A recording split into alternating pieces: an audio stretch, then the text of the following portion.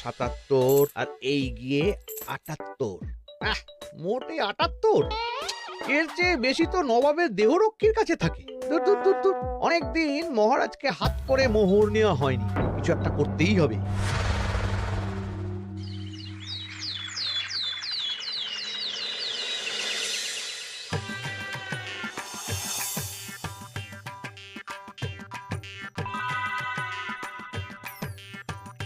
কই গো, কিছু কি ঠিক করলে? রাজকুমারের জন্মদিনে কি উপহার দেবে? হ্যাঁ গো, পেয়েছি, এই দেখো। উমা, এই যে তোমার ছোটবেলা সোনার আংটিখানা। হ্যাঁ গিন্নি, ঠিক ধরেছ। যেটুকু যা গয়না ছিল সবই তো দেওয়া হয়ে গেছে, নহে বিক্রি হয়েছে। আর তো কাউকে কিছু দেওয়ার নেই, তাই ভাবলাম এটাই উপহারে দিই। সে ভালো ভেবেছো। বেশ, আসি তাহলে, ওদিকে সবার দেরি হয়ে যাচ্ছে গিন্নি।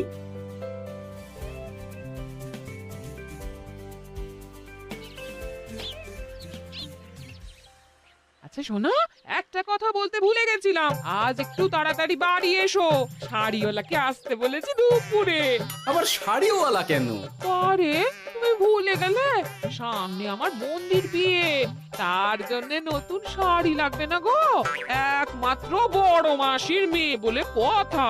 বুঝলাম, তো ওই একটা শাড়ির জন্য আবার আমাকে থাকতে হবে? 3টে শাড়ি উপহারের পাশাপাশি আমারও একটা শাড়ি চাই। হ্যাঁ আচ্ছা, তুমি নতুন শাড়ি নিয়ে কি করবে বলো তো? বিয়েটা তো তোমার বংশীর। বলি, সারাটা জীবন তো এই এক কাপড়ই কাটিয়ে দিলাম, কি দিয়েছ তুমি আমায়? কেন, এই নিজেকে? আমার মতো স্বামী আর কোথাও পাবে? ও সব মন ভুলানো কথায় আর চিড়ে ভিজবে না, তাড়াতাড়ি আসবে বলে দিলাম। হ্যাঁ অগত্যা।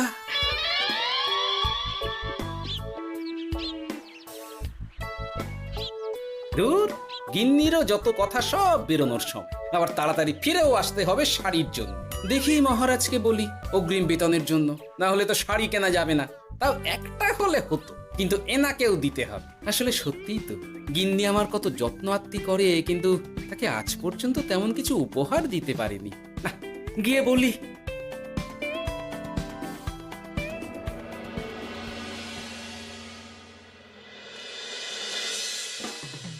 রাজকুমারের জন্মদিন উপলক্ষে যে আপনারা এত উপহার এনেছেন তার জন্য অনেক ধন্যবাদ। আপনাদের সকলের আশীর্বাদ ও ভালোবাসা আমি রাজকুমারের কাছে পৌঁছে দেব। এ আর এমন কি মহারাজ, জানেনই তো রাজকুমার আমাদের সকলের কাছে কত প্রিয়। ঠিক ঠিক। কিন্তু আমি অবাক হচ্ছি, আপনার প্রিয় গোপাল জন্মদিন ভুলে গেছে দেখে এখনো পর্যন্ত তার কোনো পাত্তাই নেই। হ্যাঁ তাই তো, গোপাল আসেনি কেন? এসে গেছি মহারাজ। তা বলি, এসে তো উদ্ধার করে দিয়েছো, আজ রাজকুমারের জন্মদিন, সে কথা কি মাথায় আছে?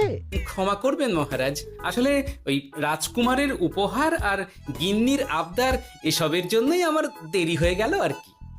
এই নিন রানীমা, আমার তরফ থেকে রাজকুমারের জন্য ছোট্ট উপহার। অনেক অনেক ধন্যবাদ গোপাল। তবে মহারাজ, আমারও একটা অনুরোধ ছিল। কি?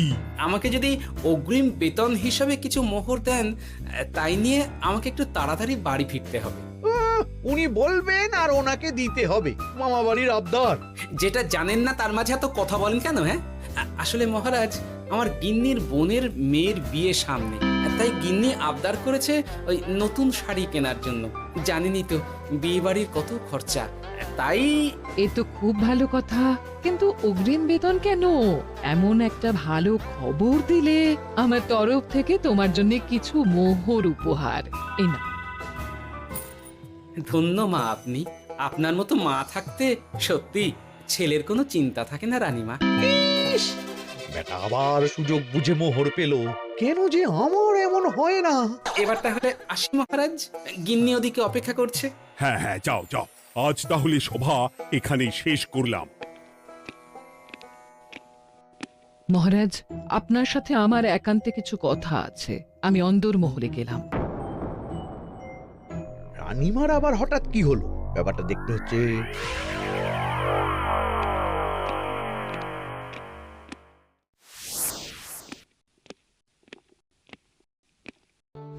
আজ আমি বুঝতে পারছি আপনি আমাকে একদম ভালোবাসেন না মহারাজ। ও কি কথা বলছো রানী? একদম ঠিক বলছি। নিজের গিন্নির আবদার মেটানোর জন্য গোপাল কত ভাবে, নতুন শাড়ি কিনে দেবার জন্য অগ্রিম বেতন অব্দি চাইলো, আর আপনি? আমি তো রাজা, আমি কেন বেতন চাইবো? সেটাই তো, রাজা হয়েও আপনি কখনো এমন কিচ্ছু করেননি, কিচ্ছু না। আহা, রাগ করে না। আমি তোমাকে সব থেকে সুন্দর শাড়ি উপহার দেব, একেবারে সোনার সুতোর কাজ করা মুক্ত বসানো শাড়ি। এমন শাড়ি কেউ কখনো দেখেনি। ও মা, সত্যি? আচ্ছা, এই ব্যাপার। গোপালের কথা শুনে এবার মহারাজ ও রানীমাকে উপহার দেবে? ধুর, আমারই ভাগ্যটা খারাপ।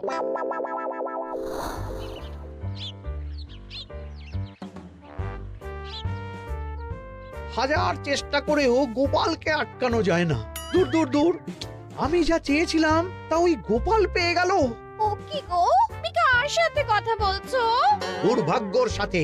কি সব অলক্ষণে কথা? কি হয়েছে? কি আর হবে, সবই তো তোমার দোষ। আমার দোষ? হ্যাঁ, তুমি আমার কাছে বায়না করো না কেন কিছু? তুমি বায়না করনি বলেই আজ আমি রানীমার কাছ থেকে মোহর পেলাম না, কিন্তু গোপাল পেয়ে গেল। এবার বুঝলাম। ঠিক আছে, এখন তাহলে বায়না করছি, তুমি কাল গিয়ে সেটা রানীমাকে জানাবে, ঠিক আছে? হ্যাঁ, করো করো করো, বায়না করো, বায়না করো। কি চাই, কি চাই, কি চাই? পেয়েছি। তুমি রানীমাকে গিয়ে বলবে যে আমার একটা সোনার হার চাই। এই না হলে আমার বউ। দারুণ চাল চেলেছো।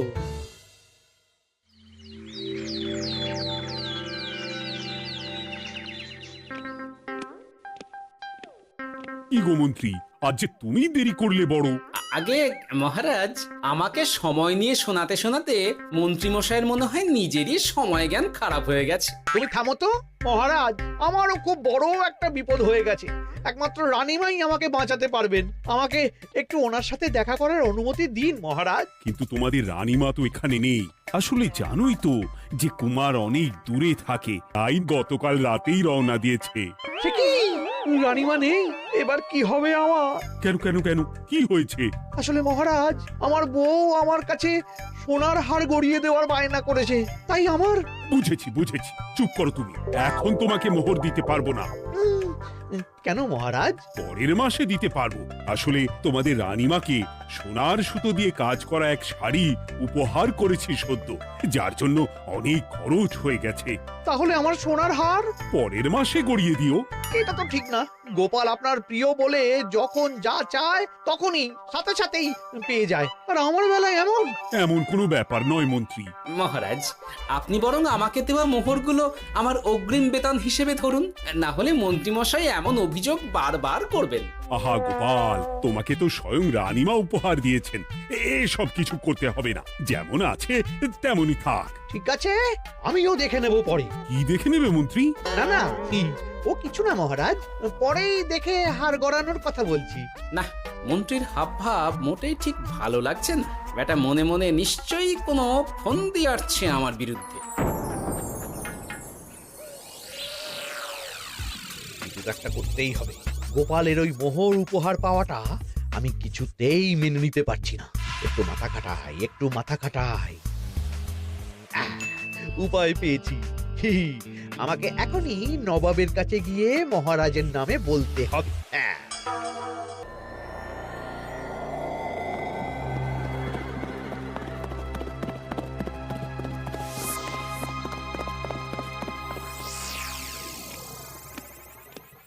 প্রণাম নবাব বাহাদুর। আরে এ যে কৃষ্ণনগরের রাজা কৃষ্ণচন্দ্রের মন্ত্রী, তো হঠাৎ এখানেই কেন?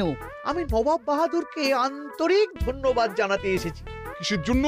এই যে আমরা খুব খুশি রাজা কৃষ্ণচন্দ্রের মতো একজন শক্তিশালী রাজা পেয়ে। শুধু সামরিক বলেই নয়, আর্থিক, সামাজিক, রাজনৈতিক সব দিক থেকে। আর এটা সম্ভব হয়েছে আপনার মতো একজন নবাবের মহারাজের ওপর কৃপা দৃষ্টির জন্য। বলতেটা কি চাইছো তুমি? তেমন কিছুই না, আপনার গুণগান করছি। নইলে আপনিই বলুন না, আমাদের মহারাজ কখনো সোনার সুতোয় বোনা মুক্তোর কাজ করা শাড়ি কিনে রানীমাকে উপহার দিতে পারে? কি সোনার শাড়ি? হ্যাঁ, এমন দামি শাড়ি যা হয়তো নবাবের কাছেও নেই। ঠিক আছে ঠিক আছে, তুমি এখন আসতে পারো। আর শোনো, আমি তোমাদের রাজ্য পরিদর্শনের জন্য লোক পাঠাবো। কবে কখন সেটা কাল তোমাদের সূচনা পাঠিয়ে দেবো, কেমন? তো, ঠিক জায়গাতেই আগুনটা ধরিয়েছি মনে হচ্ছে। বেশ, ব্যাপারটা আমার মোটেই ঠিক লাগছে না উজির। কৃষ্ণচন্দ্রর মতো এক সামান্য রাজা এত দামি শাড়ি কিনলো কি করে? কালো বাজারি করছে না তো? আমিও একই কথা ভাবছিলাম হুজুর। এক কাজ করো, কালকে কৃষ্ণনগরে খবর পাঠাও। 2 দিন পর রাজকার্য পরিদর্শনের জন্য তুমি সেখানে যাবে। সব খতিয়ে দেখবে, আর কিছু বেগতিক বা গরমিল দেখলে সেটা বাজেয়াপ্ত করে নেবে, কেমন? আজ্ঞে হুজুর।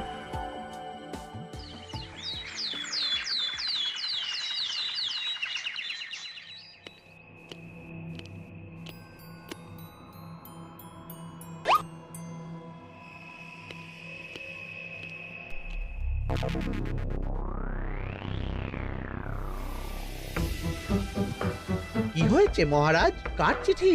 নবাবের রাজকার্য পরিদর্শনের জন্য লোক পাঠাবে 2 দিন পর। এতে চিন্তার কি আছে মহারাজ? চিন্তার বিষয় আছে। নবাব আমার রাজকোষের হিসাবও মিলিয়ে দেখতে চায়। কোনো একটা ভাবে নবাবের কানে আমার সোনার শাড়ি কেনার কথাটা চলে গেছে, তাই সন্দেহ করছে। সে কি কাণ্ড! নবাবকে তো চিনি, ভুল ধরার কোনো সুযোগ ছাড়বে না।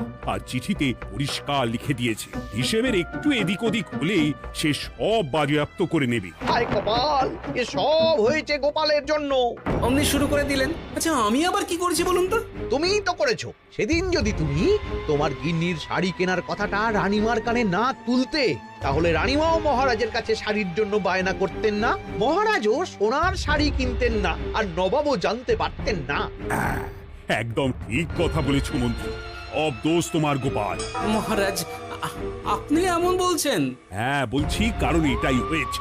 দুশ্চিন্তায় এখন মাথা খারাপ হয়ে যাচ্ছে আমার। আমি জানি না তোমার জন্য আজ অব্দি এমন বিপদে কবে পড়েছি। এবার তোমাকেই এখান থেকে বেরোনোর উপায় বের করতে হবে।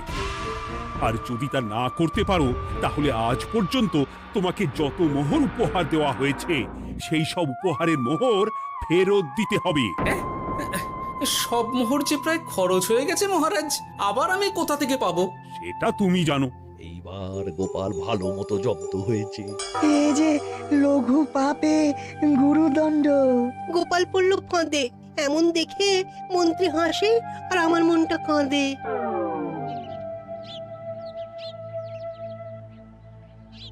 এখানে বসে কি করছো গো গিন্নি? এসে পড়েছো? ও মা, তোমার মুখটা এমন শুকনো দেখাচ্ছে কেন? আর বলো না, এই হিসেবের ঠেলায় সবকিছু বেহিসাবি হয়ে যাচ্ছে একেবারে। আচ্ছা, তুমি কি করছিলে ওই রসিদগুলো নিয়ে? দেখে হিসেব করছিলাম এই মাসে অনেক খরচ হয়েছে কিনা, সেই বুঝে পরের দিনগুলো চালাতে হবে গো। কি বলে? রসিদ দেখে হিসেব কষা? রি, এটা তোমার মাথাতেই আসেনি। ধন্যবাদ গিন্নি, আরো একবার তোমার জন্য এই যাত্রায় আমি বেঁচে যাব মনে হচ্ছে।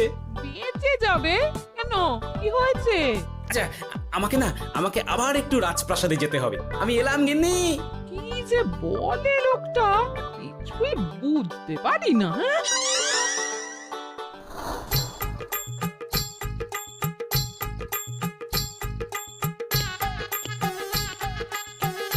আসতে পারি মহারাজ?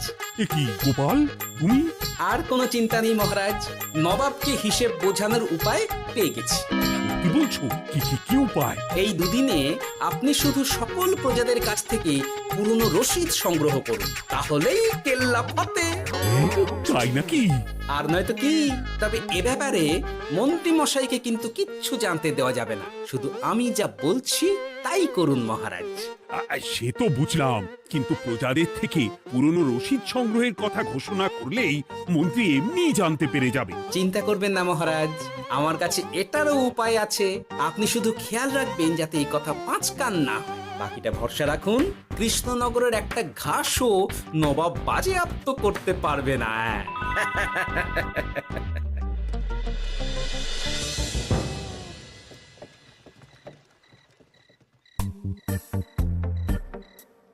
গোপাল দাদু, আমরা সব চলে এসেছি।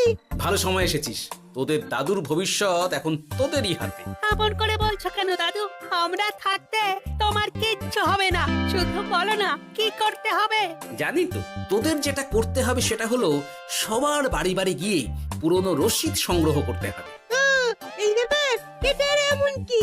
কিন্তু কেউ যদি জিজ্ঞাসা করে কেন চাইছি, তখন বলবি যে ওই গোপাল দাদু ওই টোঙা বানাবে বলে পুরনো কাগজ চাইছে। আচ্ছা, আমরা এক্ষুনি নিয়ে আসছি। যাক, প্রথম ধাপ হয়ে গেল, এবার পরের ধাপের প্রস্তুতি। যাই, একবার বরং বিজ্ঞানীর কাছ থেকে ঘুরে আসি। বিজ্ঞানী, ও বিজ্ঞানী, বাড়ি আছো? আরে গোপাল যে, এসো এসো ভেতরে এসো। বলো, তোমাকে কিভাবে সাহায্য করতে পারি? তোমার কাছে কালি মোছা যায় এমন কোনো কিছু আছে? কালি মোছার জিনিস? হ্যাঁ, একটা তরল রাসায়নিক পদার্থ আছে যেটা সব ধরনের কালি তুলে ফেলে। দাঁড়াও দিচ্ছি। অনেক ধন্যবাদ বিজ্ঞানী।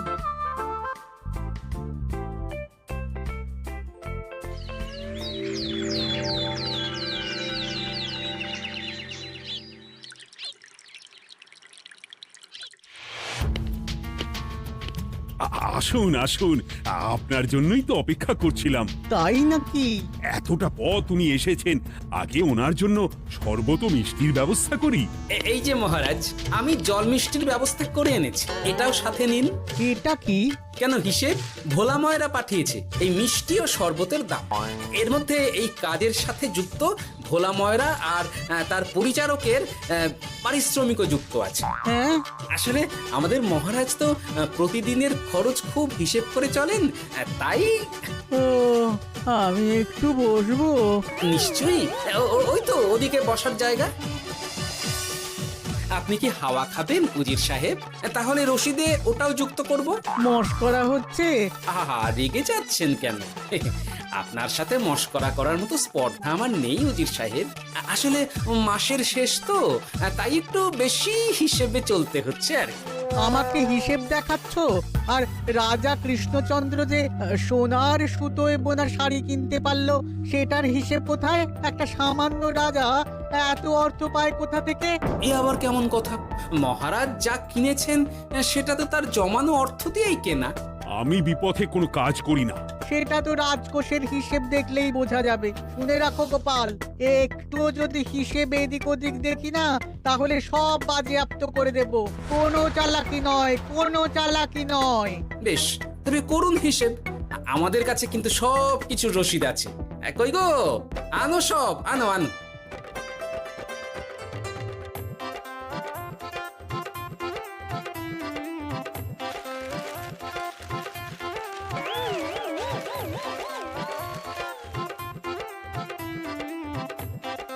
হ্যাঁ, এত রসিদ? আপনি বরং নিশ্চিন্তে হিসেব কষে নিন, আমরা আসি।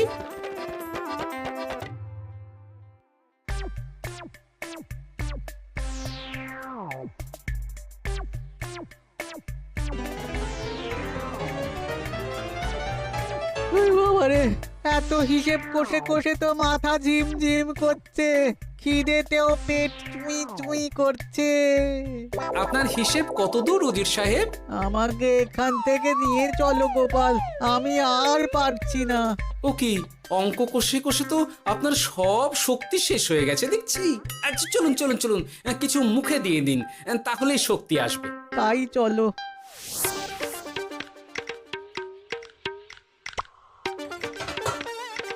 নিন, এটা হলো দুপুরের খাবার, আনাজ মশলা, এমনকি রান্নার ঠাকুরেরও পারিশ্রমিকের হিসেব।